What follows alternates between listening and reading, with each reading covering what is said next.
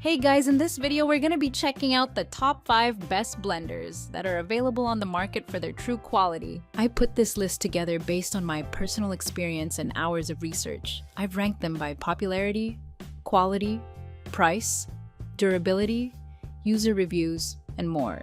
If you'd like more details or want to see the latest prices, be sure to check the description below. And don't forget to subscribe for more reviews. Alright, let's get started with the video. Starting at number 5, we have the Vitamix Propel 510.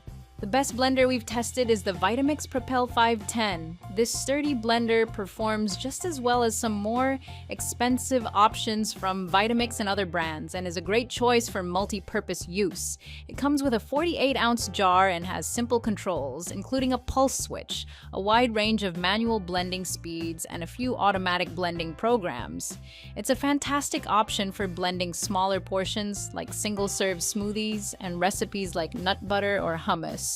It easily crushes ice and quickly makes a smooth blend with bigger batches of fibrous ingredients as well. While its capacity may be a little small for some uses, you can purchase additional jars for it separately, including a 64-ounce pitcher for bigger batches and a personal jar for single-serve smoothies.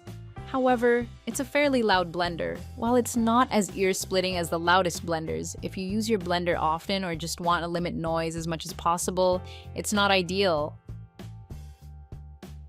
Moving on, at number 4 we have the Vitamix Explorian E310. The Vitamix Explorian E310 is a good option if you want something more affordable. This blender also comes with a 48-ounce jar but has a much simpler design, with no automatic blending programs or screen. It's just as good as the Vitamix Propel 510 for blending small batches of ingredients like single-serve smoothies. While it's a little slower at blending big batches, it still makes a nearly perfectly smooth puree with fibrous additions like fruit and leafy greens in big batches of soups or smoothies. It also makes snow-like crushed ice, and its smaller jar helps it process recipes like nut butter or hummus faster and without any stopping and scraping. However, it's noticeably louder than the Propel. Also, its lack of blending programs and a digital display means you have to monitor it and stop it yourself. That said, it still offers a wide range of speed settings and a fantastic build quality. Its jar and 2-part lid are dishwasher safe and easy to clean by hand. At number 3, we have the Braun TriForce Power Pro JB9041BK. The best mid-range blender we've tested is the Braun TriForce Power Pro JB9041BK. It has a large 68-ounce capacity, and some variants also include a 20-ounce personal jar for smoothies.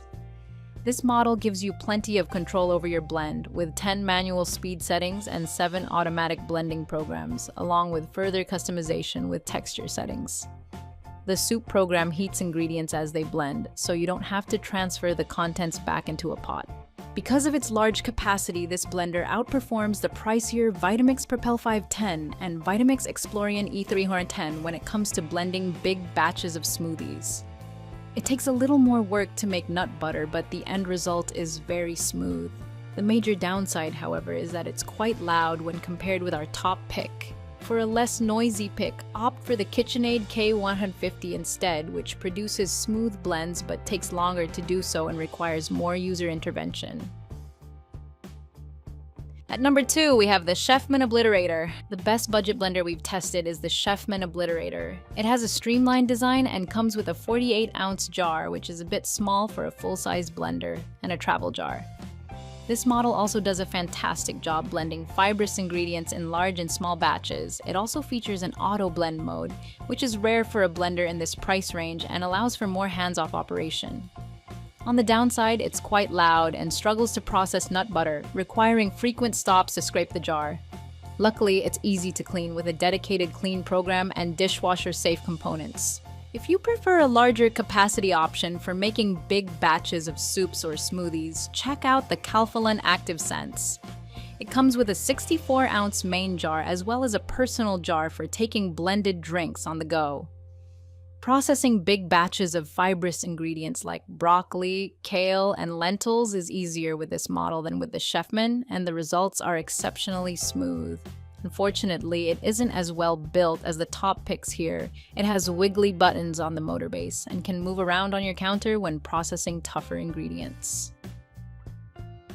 And finally, at number 1, we have the Vitamix Ascent X4. No blender is exactly quiet, but the roar of some super loud models makes them much less appealing. The Vitamix Ascent X4 is a good option if you want your blender as quiet as possible. This well-built blender comes with a 48-ounce jar and, like the Vitamix Propel 510, performs particularly well with smaller batches and recipes like nut butter. This more expensive model blends thicker recipes and bigger batches more slowly, but it's also noticeably quieter. Its controls include 6 automatic blending programs and a 115-second button. Like all of the Ascent X blenders, it also features a tamper holder, which you can fix on the side of the motor base or remove if you're not using it. The jar is dishwasher safe and quite easy to clean by hand. It also shares the Propel's fantastic build quality with a stainless steel shell, although, unlike that model, it lacks cord storage.